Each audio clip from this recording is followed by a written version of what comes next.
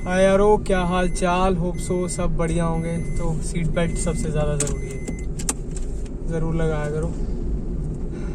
छोटी सी बात करने लगा हूँ, बहुत लोगों के कमेंट आ रहे हैं, ये बात क्लियर करना चाहता हूँ कि ना हमेशा प्रेफर करो गाड़ी, चाहे पेट्रोल लो चाहे डीजल लो, हमेशा प्रेफर करो कि 4 सिलेंडर कार लो, जिसके मतलब 4 सिलेंडर इंजन लो, प्रेफर करो। चाहे इसकी सीसी कम हो, बट अगर 4 सिलेंडर इंजन आप लोगे तो लॉन्ग लास्टिंग होता है, इंजन की वाइब्रेशंस कम होती है, उसकी परफॉर्मेंस अच्छी होती है।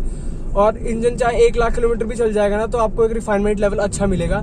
जो 3 सिलेंडर इंजन है वो इनिशियल स्टेज पे जब आप नई गाड़ी लेते हो तो अच्छा रिस्पांस देता है, ठीक है, अच्छी रिफाइनमेंट देता है, बट टाइम टू टाइम उसकी रिफाइनमेंट डाउन होती चली जाती है।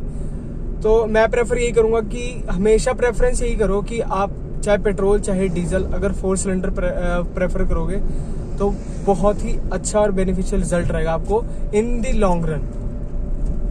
Good bye.